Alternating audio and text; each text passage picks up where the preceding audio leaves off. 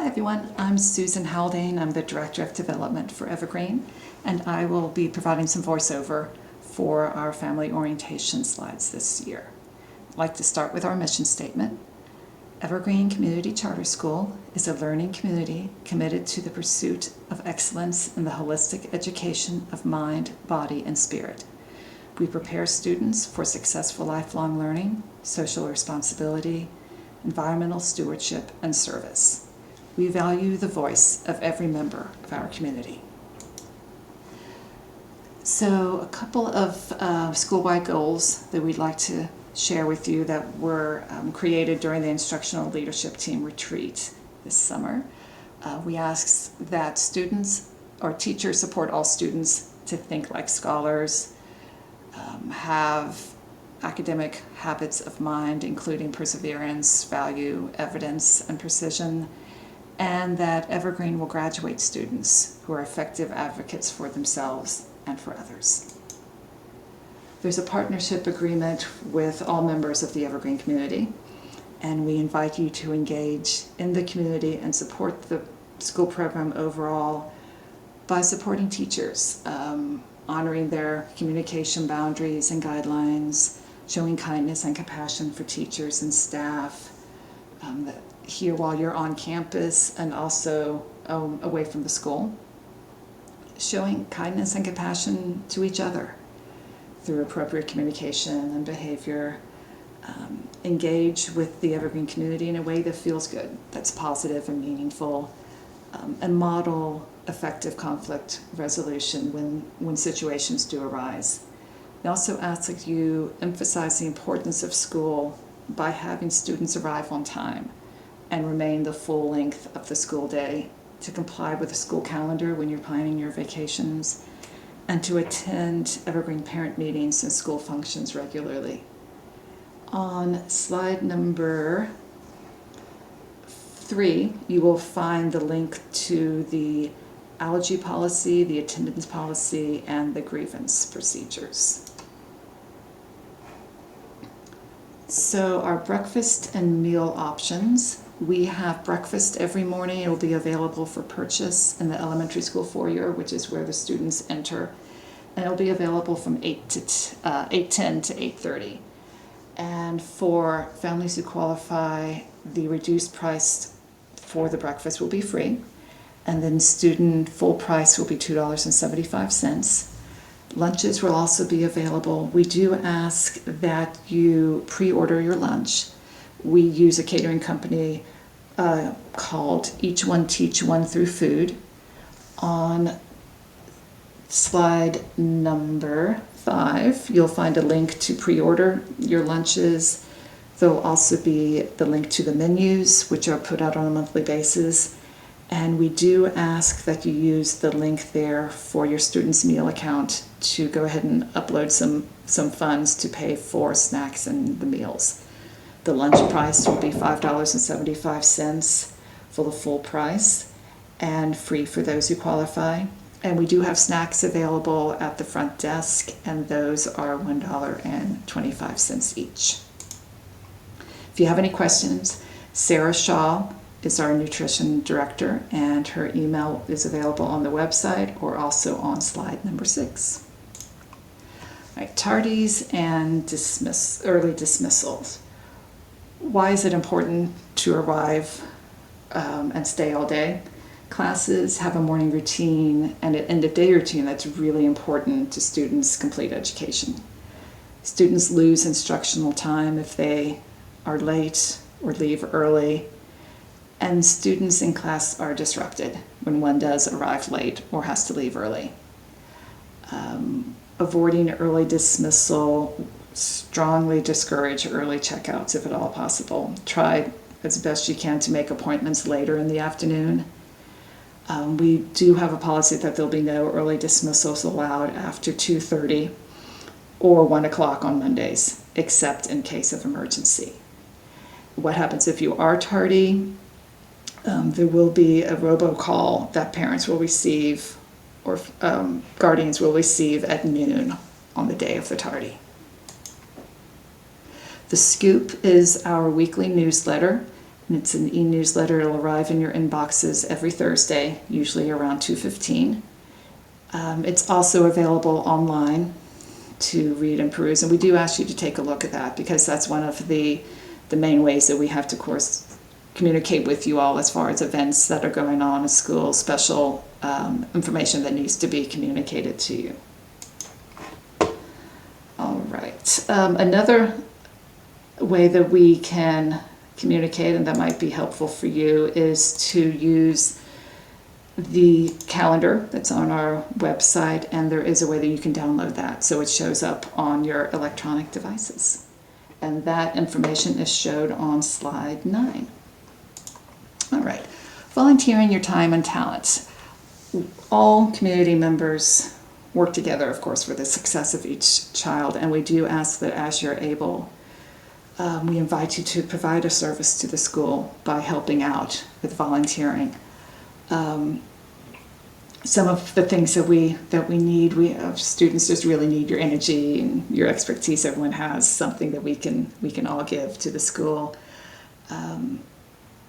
There is information that I'll be providing right now as far as the different types of volunteering. We have a level 1 and a level 2.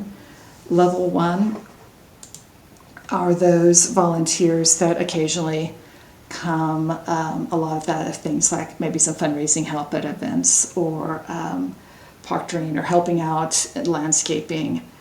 Those are ones that have unsupervised, that do not have unsupervised contact with students. Level 2 are those regular, maybe they have you have a weekly or an every other week volunteering with the school.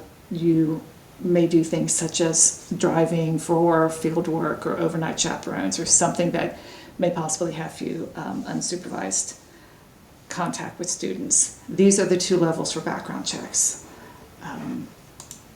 So all of our volunteers will have a background check. There will also be, we ask you to go to the volunteer page, which is linked on slide 12. And that will provide you all the information on the volunteer policies, how to complete the background check, how to log your hours. It is really important if you're able to log those volunteer hours. It actually is, from my end, a great thing for grants because a lot of our grantors ask how many volunteers we have, and they want to show that commitment of our community. Any equity work that you do, including work that's done outside of Evergreen, can also be logged as hours. Again, that information on how to get into the volunteer page to do all that is located on slide 12. All right, volunteering your treasure. As a community, a public charter school, there is some funding gaps, and we'll go into that. Some gaps between what's received from state and federal funding. More details are going to be coming for that later on in the year, in the next couple of weeks. But we do ask for you, as you're able, to be aware of some funding opportunities that we have. One is the Evergreen Fund, which is our annual fund that helps with that funding gap I just mentioned. It also provides unrestricted funding for the school, which is really very important to the school's success. The other we have is a spring fundraiser that usually happens in February or March every year, and that is an active participation from our students. It's usually, in the past we've done a trail run, or we've done a tournament style game, or one year we did a dance-a-thon. And it's one of those types of fundraisers where you get pledges for the minute of exercising that our students do. And again, you'll be receiving more information on that as the year progresses. Evergreen is a Title I school, and a Title I school are schools that have a certain percentage of families who are experiencing economic disadvantage. Ours is designated as a school-wide, which means that any supplemental services are provided to any student who needs them, not just for those families that qualify as economically disadvantaged. Evergreen also receives Title I funding to support our academic support program.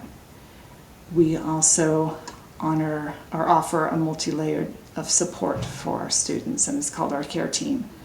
It's a framework that guides our teachers and support services in identifying students who may need additional support and follow their progress throughout their time here at the school. So medical information, who do you talk to for that sort of thing? All medical needs should go to our school nurse, who is Amy Allday, and her information is on slide 16. If your student has a chronic health condition that may impact their school day or require medication, there is a medical form that needs to be completed, and the link to that is on slide 17. We do ask that all students who have medication, that medication must be delivered to a staff member in the main office. Prescriptions and even over-the-counter medication, such as inhalers, EpiPens, Tylenol. That's kind of what we're referring to when we talk about prescription or over-the-counter. Any medication that a family needs to transfer from one household to another, that medication means and also includes things such as vitamins, homeopathics, tinctures, cough drops that contain menthol, topical creams, that sort of thing. Please remember that both prescription and over-the-counter medications must be accompanied by a medication administration record form signed by the parent and a physician. And a link to that form is found on slide 18. So any kind of life-threatening allergies, parents and guardians will need to inform the school of any life-threatening allergies and provide all the necessary medical documentation per our policy, which is linked on slide 21. We also ask that there will need to be an allergy emergency action plan that will be shared with all the staff, including substitute teachers.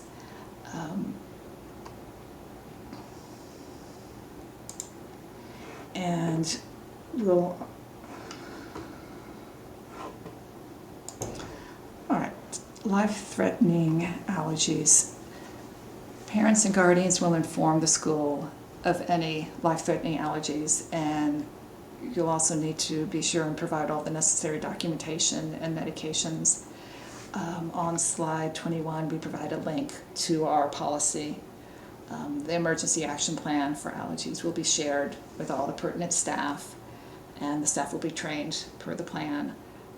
Information will be shared at classroom events and classroom communications. The staff will follow the policy, best practices for risk reduction, and we also encourage all families to talk with their students about the allergy policy at home and to be examples to make sure that we keep all of our community safe. Before school. Before school care opens at 7:30, and from 7:30 to 7:54, students will report to the gym. During this time, there is a $5 fee per day, and those fees will be added to your My School Bucks account. From 7:55 to 8:10, students will report to the gym. There is no fee. Childcare is fair. It is free between 7:55 and 8:10, and that's kind of a quiet time for reading and that sort of thing. At 8:10, all students are to go to their classrooms, and breakfast will be available in the foyer at that point. Ever After. Ever After is our fee-based after-school program, and it not only serves students from Evergreen, but students from surrounding schools as well. There is an annual fee of $40 for one student and $70 for multiple children from the same family. It is open school days from dismissal until 6 p.m. And on most teacher work days and some school breaks, we are also able to offer an all-day care from 8 to 6. It's a $16 per day daily rate, and a $55 all-day care rate. We will later on in the year, you'll be seeing information in the scoop about optional clubs and sports activities. All this information can be found on our website, which is linked on slide 24. And just to let you know, if you're planning to use Ever After in August, you'll need to get your child or children registered by this Sunday, by the 17th. And there's a link for that for registration on slide 24. A little bit more about My School Bucks. It's a software that we use to charge school fees to families. If you haven't done so already, please go ahead and set up your My School Bucks account and make sure that your child's all set to go. And the fees are invoiced weekly on Mondays and are due the next week. And you can also pay by cash or check at the front office. And on slide 25 are the links to My School Bucks and also to the business office email account if you have any questions or need some assistance. Partial payments and outstanding balances. All fees, including end-of-year trips, can be split between households, and they're all also open to partial payment. End-of-year trips can be paid in installments from October through March, and the final payment would be due on March 31st. Any kind of all balances are reviewed monthly, and any families with a balance for Ever After will be contacted and will not be able to continue using Ever After until the balance is paid or a payment plan is in place. So on slide 27 is contact information on any questions you have on school bucks or school fees. All that information, contact emails are listed on slide 27. Financial aid, financial assistance, and payment plans. Slide 28 shows the email address for Beth Rankin, who is our business manager. And there'll be information on how to set up financial assistance. The request form link is on slide 28. We do ask that all families who think that they may qualify to please apply. The initial due date is October 31st, which will be retro to the first day of school. But the forms are accepted through December 31st, but any form submitted after October 31st will be adjusted from the date that you request your form. And you can apply at any time. If your situation changes, financial situation changes during the year, you are welcome to apply at any time. Again, slide 28 has that information. Morning traffic. Slide 29 has a video that we highly suggest you take a look at. It gives a very good overview, even if this is your first time or if you've been here for many years. This gives a great overview of how traffic works. We suggest that you arrive between 7:55 and 8:25. Remember that before school is open from 7:30 to 7:54 for $5, or after 7:55 to 8:10 for free. Slide 29 gives you all the information about morning traffic. The goal of morning traffic is to get the cars in and out as quickly as we can, not only for you all, but also for the neighborhood, to try to stop any kind of blockage that we have on Bell Road. There's information in the scoop as well, highlighting the needs that we have for traffic. One thing to also keep in mind that there's a lower lot by the baseball field, and we have what's called the Oaks Trail, which is a walkway up through the woods that you're welcome to park and walk your student up through the trail if you don't want to go through the traffic line. The main thing for traffic is please pay attention to the traffic team that's out there. Be patient as we all work through the system. Have your child exit from the right side of the vehicle. That way they're not getting into the traffic. And if you have some stuff you need to unload, just to park rather than trying to do that in the middle of traffic. But again, slide 29, please take a look at that. Afternoon traffic. The main thing with afternoon traffic is to please have your placard prominently displayed on your dashboard. And then once your car is full, once your child's gotten into your car and you're ready to go, remove that placard so our traffic team knows who's ready and who's not. Please be patient again with us as we work through afternoon traffic. And please pay attention to the directions of the traffic team. Don't leave until you're told to leave your car. Don't move your car until you're told to, and just really pay attention to the rules. There's a 10 or 15 minute pickup window after the release time. But after that 10 or 15 minute pickup window, students will be sent to ever after. And fees will apply. You'll need to park and go into the gym to sign them out. Again, the Oaks Trail is available. Take advantage of that. Middle school students with permission from their family will be able to be picked up at the lower lot, or if they live nearby, they will have permission to walk home. And you'll get more details from middle school on that. Monday afternoon pickup is a little different since everyone dismisses at the same time. So we may be using a looping lot, but we'll have folks giving directions on that. So when do you need your parking placard? Every time you or someone you know is picking up your students, they need to have that placard. No matter how long you've been here, whether we know you or not, we will not allow a child to get into a car unless that placard's there. So if you don't have your placard, you'll need to park and come into the main office with a photo ID.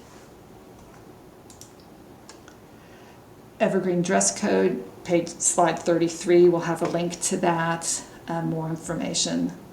We just ask to remember that our students here have active learning, so no backless shoes like flip-flops, no high heels, and keep in mind the current weather because our students are outside a lot. All right, let's get started. Excited to have you all back. Those of us who work during the summer, it's quiet here without you, so we're looking forward to having you all back. We do have the mandatory orientation on Monday, August 18th. Students who are not in attendance risk losing their seat for the year, so it is really important that you're there. Kindergarten through 4th grade will be there on Monday from 8:30 to 11:30. 5th through 8th grade will be there from 1 to 4. 5 through 8 is there from 1 to 4. Thank you for taking your time to go through the slides and to listen to me. Slide 35 is a link to the family guide, which provides even more information, lots of logistics and dismissal times per classes, so you might want to take a look at that. And also is a link there to ask any questions, and just click on it and let us know that you've reviewed the slides. Thank you very much for your time. Again, welcome to Evergreen, welcome back for those returning families, and we'll see you next week.